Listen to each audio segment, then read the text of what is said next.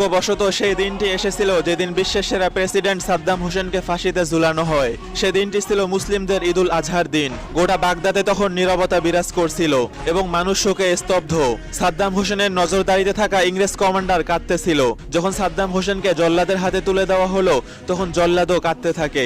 সাদ্দাম হোসেনের কাছে শেষ ইচ্ছাটা জানতে চাওয়া হলো। তিনি বললেন, আমাকে গুলি করে হত্যা করা হোক, কিন্তু তার এই ইচ্ছা পূরণ না হলেও আরেকটি ইচ্ছা ছিল যে আমার মুখ কালো কাপড় দিয়ে না ঢাকা হোক। আর এটি ছিল বিশ্বে এ ধরনের প্রথম মৃত্যুদণ্ড, যেখানে জল্লাদ তো কালো নেকাব পরা ছিল কিন্তু মুজাহিদ খোলা মুখে দাঁড়িয়েছিলেন। সাদ্দাম হোসেন কালেমায় শাহাদত পাঠ করা আরম্ভ করলেন। আশহাদু আল্লা ইলাহা ইল্লাল্লাহু ও আশহাদু আন্না মুহাম্মাদান। এতটুকু বলতেই তার পায়ের নিচ থেকে তখতা সরিয়ে নেওয়া হলো।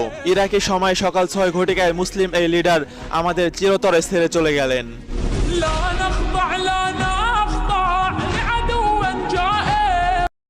দুর্ভাগ্যবশত